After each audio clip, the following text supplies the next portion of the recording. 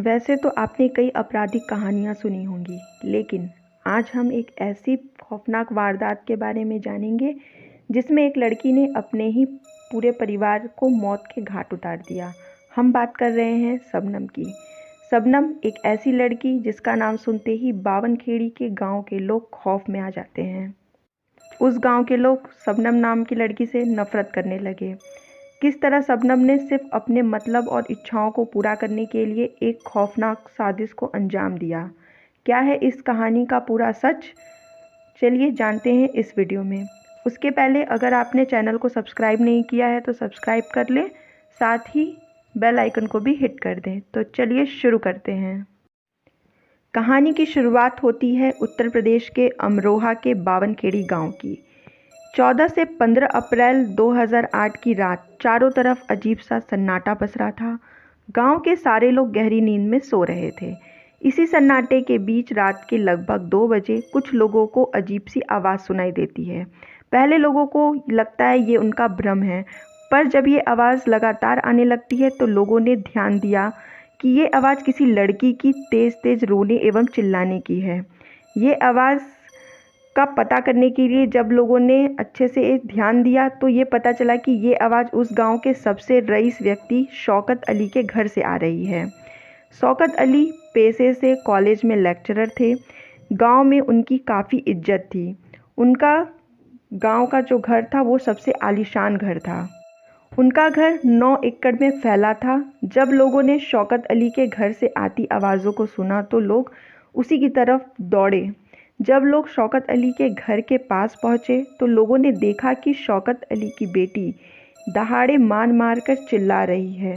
लोग समझ नहीं पा रहे थे कि आखिर इसे क्या हुआ। मामले को समझने के लिए गांव के लोग घर के अंदर गए। उनके पैरों तले ज़मीन खिसक गई। वो नज़ारा देख के शबनम ने घर में आए लोगों को अपने पिता के कमरे की तरफ जाने का इशारा किया। जब कुछ लोग कमरे के अंदर गए तो उन लोगों की तो होश उड़ गए, क्योंकि शौकत अली खून से लथपथ अपने बिस्तर पर पड़े थे। फिर लोग घर के अन्य कमरों में भी गए। वहाँ भी यही नज़ारा था। घर में मौजूद हर शख्स मरा पड़ा था। उस रात घर में कुल 8 लोग थे, जिसमें से 7 लोगों की हत्या हो चुकी थी। मरने वालों में 55 साल के शौकत अली, 50 साल की शबनम की माँ हाशमी, 35 साल के शबनम के बड़े भाई, शबनम का छोटा भाई रशीद, भाभी अंजुम, मौसेरी बहन राबिया और 10 महीने का शिशु भतीजा अर्श मिला था। अब हर कोई यही सोच में था कि आखिरकार ऐसा कैसे हो गया। एक ही परिवार के सभी लोगों की हत्या आखिर कैसे हो सकती है। अब एक ही सवाल था, ये किसने किया, और इस सवाल का कोई जवाब नहीं था। लोग बस शबनम की ओर ध्यान दिए हुए थे, क्योंकि उस घर में सिर्फ जिंदा बची थी शबनम। लेकिन शबनम की हालत इतनी ज़्यादा ख़राब थी कि वो किसी भी सवाल का जवाब देने की हालत में नहीं थी। शबनम का दुख देखकर लोगों को उससे हमदर्दी होने लगी, क्योंकि शबनम ने अपने पूरे परिवार को ही खो दिया था। हर कोई शबनम को सांत्वना देने में लगा हुआ था। रात में ही लोगों ने तुरंत स्थानीय पुलिस को जानकारी दी। पूरे पुलिस महकमे में हलचल मच गई। ये घटना इतनी बड़ी थी कि रातों रात पूरे देश में हड़कंप सी फैल गई। मामले को देखते हुए बावनखेड़ी गांव में सूरज निकलने के पहले ही पुलिस फोर्स फैल जाती है। फॉरेंसिक टीम इस घटना को अपने कब्जे में ले लेती है। घर की जांच होती है। शुरुआत में जब शबनम से मामले की समझना चाहते हैं तो ये घटना इतना दर्दनाक होता है कि उस समय की मुख्यमंत्री रही मायावती को जब इस घटना का पता चलता है तो वो शबनम को 5 लाख रुपए की सहायता के तौर पर देने का ऐलान करती हैं। लेकिन इस घटना की जांच कर रहे एक अधिकारी ने मुख्यमंत्री से गुजारिश की कि पहले इस घटना के पूरे जांच रिपोर्ट आ जाएं, फिर पैसे दिए जाएं। मुख्यमंत्री इस गुजारिश को मान जाती हैं। अब इस हत्याकांड की जांच जोरों शोरों से शुरू हो जाती है। क्राइम सीन का अच्छे से मुआयना किया जाता है। उसके बाद शबनम को इस घटना से जुड़े तथ्यों पर बातचीत करती है। शुरुआती पूछताछ के कुछ देर बाद पुलिस को एक बात खटकती है कि घर के सब लोगों की हत्या हो गई और उसी घर में शबनम कैसे जिंदा बच गई। इसका जवाब था शबनम के पास कि वो छत पे सो रही थी इसलिए वो बच गई। लेकिन पुलिस अधिकारी इस जवाब से संतुष्ट नहीं थे। अधिकारियों को शबनम के बयान पर शंका हो रहा था, लेकिन मामले को गंभीर देखते हुए और शबनम की हालत को देखते हुए वे शबनम के खिलाफ कुछ एक्शन नहीं ले पा रहे थे। अपनी जांच को जारी रखते हुए इधर दूसरी तरफ पोस्टमार्टम रिपोर्ट आता है, जो कि चौंका देने वाला था। रिपोर्ट में मरने वाले किसी भी व्यक्ति ने संघर्ष नहीं किया था। रिपोर्ट से ये भी पता चलता है कि गर्दन पर हमला होने से पहले ही सभी लोग बेहोश हो गए थे। उसके बाद उनके गर्दन पर वार किया गया था। बायोप्सी रिपोर्ट में जहर के भी अवशेष पाए गए।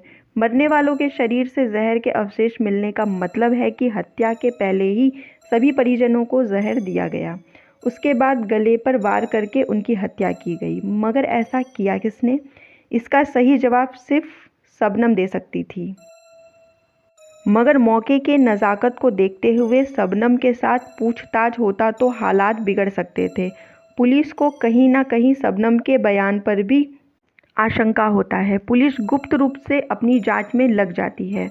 पुलिस सबसे पहले शबनम के कॉल रिकॉर्ड को खंगालती है। कॉल रिकॉर्ड से एक चौंकाने वाला बात पता चलता है। हत्या वाले दिन शबनम ने एक ही नंबर पर 52 बार कॉल किया था। पुलिस ने उस नंबर की जांच की तो पता चला कि ये नंबर किसी सलीम नाम के शख्स का है, जो कि इस नंबर पर बात किया था। अब पुलिस सलीम की तलाश में जुट जाती है। इधर शबनम से भी पूछताछ शुरू होता है। तो शुरुआती जांच में शबनम ने बताया था कि लूटपाट करने के मकसद से कोई घर में घुस आया था, लेकिन ये बात झूठी साबित हुई, क्योंकि जो सीढ़ी अंदर तक जाती थी उसका दरवाज़ा अंदर से ही बंद था और छत से ज़मीन की ऊंचाई 14 फीट थी। दीवार पूरी तरह प्लास्टर किया हुआ था। आसपास किसी बाहरी सीढ़ी के सबूत भी नहीं थे। बिना सीढ़ी के दीवार फांदकर अंदर जाना नामुमकिन था। अब इससे साफ हो गया था कि शबनम पूरी तरह झूठ बोल रही है, कुछ छुपा रही है। लेकिन पुलिस सबूत जुटाने में लगी हुई थी। दूसरी तरफ एक मुखबिर से पुलिस को सलीम का पता चलता है। पुलिस सलीम को उठा लेती है और पूछताछ करने लगती है। सलीम इधर तरह तरह की कहानियां सुनाता है, पर पुलिस जब सख्ती से पूछताछ करती है तो सलीम टूट जाता है और सारी घटना बता देता है। सलीम बताता है कि सभी हत्याएं हमने ही की हैं। सबूत के तौर पर वो कुल्हाड़ी भी देता है जिससे उसने हत्या की थी। पर सलीम ने ऐसा क्यों किया था? जवाब में सलीम बताता है कि ऐसा उसने शबनम के कहने पे किया था। दूसरी तरफ जब शबनम से सलीम के बारे में पूछा जाता है तो वो कहती है कि वो किसी भी सलीम को नहीं जानती है और उसने किसी से भी कुछ भी करने को नहीं कहा था। पुलिस पूछती है, जब तुम सलीम को नहीं जानती हो तो तुम्हारे फ़ोन से 52 बार कॉल कैसे किया गया? इस पर शबनम के पास कोई जवाब नहीं था। शबनम अब भी सच कबूल करने को तैयार नहीं थी। अब पुलिस शबनम और सलीम को आमने सामने लाने का फैसला करती है। यहाँ भी शबनम अलग अलग कहानियाँ सुनाती है। अब शबनम और सलीम आमने सामने होते हैं। वहाँ भी शबनम पुलिस को गुमराह करने की कोशिश करती है और अलग अलग कहानियाँ सुनाती है। तो सलीम कहता है, शबनम अब कुछ भी छुपाने की कोई ज़रूरत नहीं है। मैंने सब कुछ सच बता दिया है, तुम भी सब कबूल कर लो। इस पर शबनम दहाड़े मारकर रोने लगती है। कई घंटों के पूछताछ के बाद रूह कँपाने वाली सच्चाई का खुलासा होता है। शबनम कबूल कर लेती है अपने गुनाह। फिर पुलिस की ओर से इस घटना की जानकारी मिलती है। पुलिस के मुताबिक 7 लोगों की हत्या शबनम एवं सलीम के प्रेम का नतीजा था। पूरी कहानी कुछ यूँ थी। शबनम के पिता शौकत अली कॉलेज में लेक्चरर थे। बड़ा भाई अच्छी कंपनी में जॉब करता था। इनका परिवार काफ़ी रईस और इज्जतदार घराने में शामिल था। शबनम खुद इंग्लिश एवं भूगोल विषय में MA थी। साथ ही वो बतौर शिक्षा मित्र जॉब कर रही थी। छोटा भाई MBA करके नौकरी में लगा था।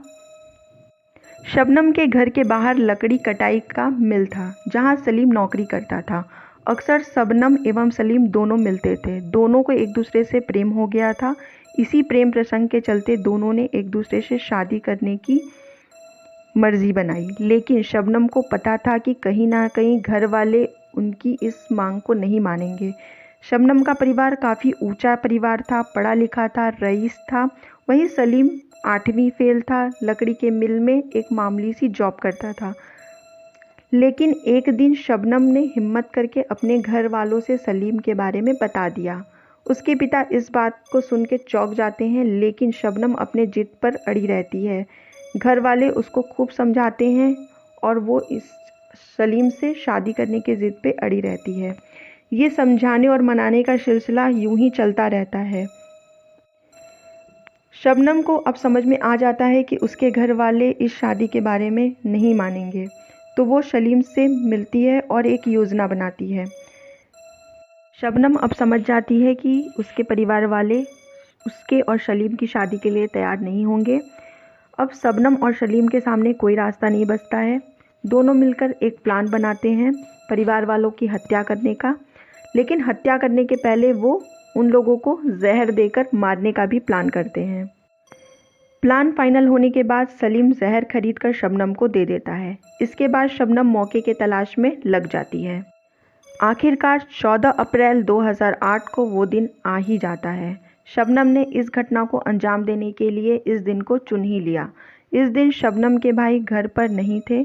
शबनम बड़े प्यार से अपने दोनों भाइयों को फ़ोन करके बुलाती है। वो कहती है कि आज सब लोग साथ में समय बिताएंगे, सभी घर वाले आपस में बैठकर बातें करेंगे तो अच्छा लगेगा। रात का खाना साथ में खाएंगे। रात में शबनम अपनी मौसेरी बहन राबिया के साथ खाना बनाती है। सब लोग प्रेम से खाना खाते हैं। उसके बाद सब आपस में बैठकर बातें करने लगते हैं। तभी शबनम पूछती है, कौन कौन चाय पिएगा? चाय का नाम सुनकर सभी खुश हो जाते हैं। सब खुशी से कहते हैं, हम सभी चाय पिएंगे। तभी शबनम सभी के लिए चाय बनाती है। फिर चुपके से चाय में सलीम का दिया हुआ जो जहर होता है वो चाय में डाल देती है। परिवार के सभी सदस्यों को वो चाय पिला देती है। चाय पीने के बाद सभी की तबीयत खराब होने लगती है। सारे लोग अपने अपने कमरे में जाकर सो जाते हैं। जहर के असर की वजह से सभी उसी समय खामोश हो जाते हैं। जाहिर है सब तभी मर गए होंगे, मगर शबनम को तसल्ली नहीं होती है। वो सलीम को कॉल करके बुलाती है और कहती है, इन सभी को कुल्हाड़ी से मारकर ख़त्म कर दो ताकि ये लूटपाट की घटना लगे। शबनम के कहने के बाद सलीम और शबनम दोनों मिलकर घर के हर सदस्य को बारी बारी से कुल्हाड़ी से वार करके मार देते हैं, जिसमें 6 लोगों की हत्या हो जाती है। सभी के गले पर कुल्हाड़ी से वार करके उनकी हत्या कर दी जाती है। हत्या करने के बाद सलीम चुपके से शबनम के घर से चला जाता है। सलीम को गए कुछ ही मिनट हुए थे कि शबनम दोबारा सलीम को कॉल करती है और कहती है, फिर से वापस आओ, क्योंकि अभी भी भतीजा अंश जिंदा है, जिसकी उम्र महज 10 माह की है।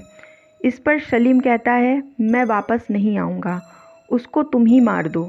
शबनम फ़ोन कट करती है और अपने हाथों से अपने भतीजे जो कि 10 माह का होता है उसे गला दबाकर मार देती है। शबनम के इस खुलासे के बाद आधिकारिक तौर पर दोनों को गिरफ्तार कर लिया जाता है। दोनों पर हत्या समेत कई धाराओं पर मुकदमा चलाया जाता है। मामले की सुनवाई डिस्ट्रिक्ट कोर्ट में शुरू होती है। लंबी सुनवाई के बाद दोनों को मौत की सज़ा सुना दी जाती है। सज़ा के खिलाफ दोनों हाई कोर्ट में अपील करते हैं, वहाँ से भी उन्हें फांसी की सज़ा मिलती है। भारत में पहली बार किसी महिला को फांसी की सज़ा होती है। यह एक ऐसी घटना है जिसमें पहली बार किसी महिला को फांसी की सज़ा सुनाई गई। इस वारदात के बाद गांव में लोगों ने अपने घर में किसी भी बच्ची का नाम शबनम रखना बंद कर दिया। उन्हें शबनम नाम से नफरत हो गई। ये घटना इतनी दर्दनाक थी कि जिसने भी सुना उसकी रूह कांप गई। आखिर कोई बेटी अपने फ़ायदे और अपने मतलब के लिए अपने परिवार वालों को मौत के घाट उतार सकती है, वो भी महज अपने फ़ायदे के लिए। तो आज की ये कहानी आपको कैसी लगी हमें कमेंट बॉक्स में ज़रूर बताएं। फिर मिलते हैं एक नई कहानी के साथ। तब तक के लिए अपना ख्याल रखें।